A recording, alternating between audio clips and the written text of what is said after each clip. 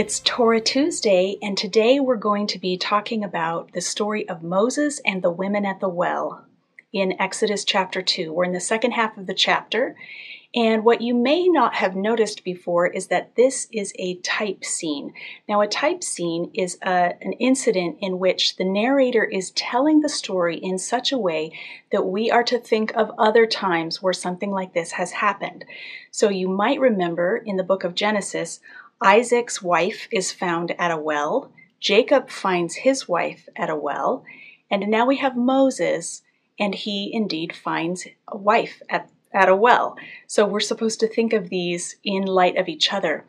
I am drawing here on a really great article by Michael Martin in Catholic Biblical Quarterly, where he talks about the betrothal type scene. He identifies 12 different things that happen in a typical betrothal scene, and here they are. I'm going to read them for you.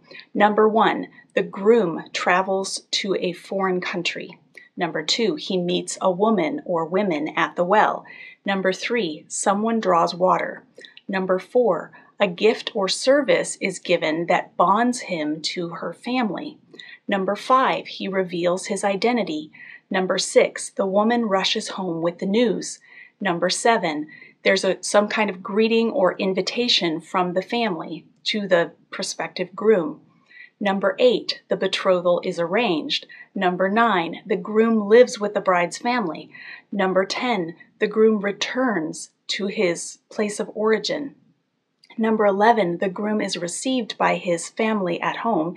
And number 12, the groom resides there. Now, what's really interesting about type scenes is that if you set these scenes alongside each other, you'll find that most type scenes will have most of the elements, but there may be something missing.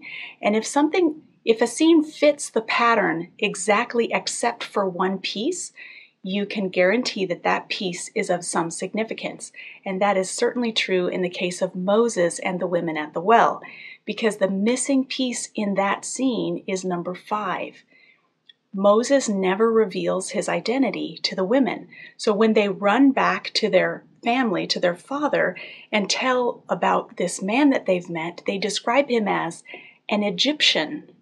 They think he's an Egyptian, and he hasn't corrected them because he hasn't told them who he was. Now, Michael Martin says this is the central concern of this entire narrative is, who is Moses? What is his true identity?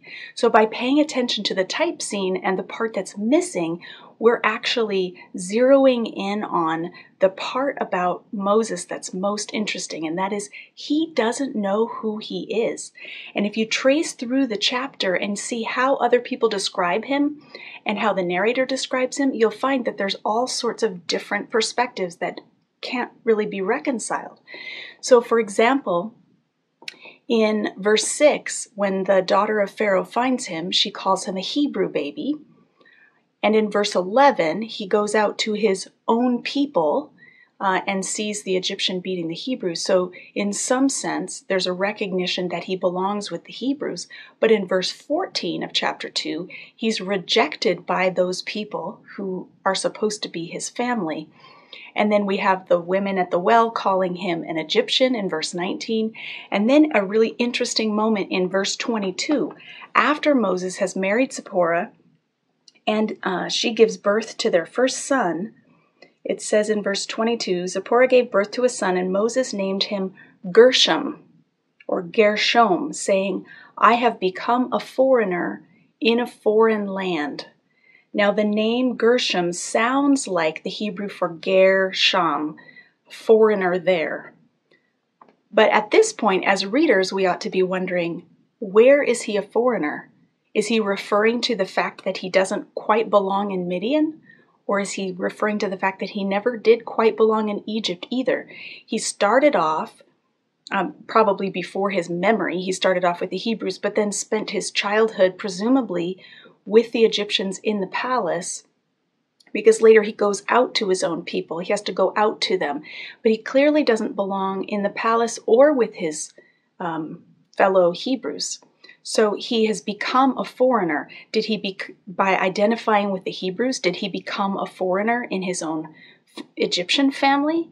Or by joining the Egyptians, did he become a foreigner to his own people? Or by moving to the Midianites, is he now the foreigner? You can see that Moses is wrestling with his sense of identity. He's a hybrid personality. He doesn't really belong anywhere.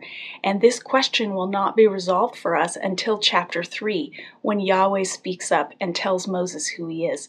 So we'll have to stay tuned for more insights from chapter 3 about Moses' identity. But for now, I hope you're intrigued by this concept of a type scene.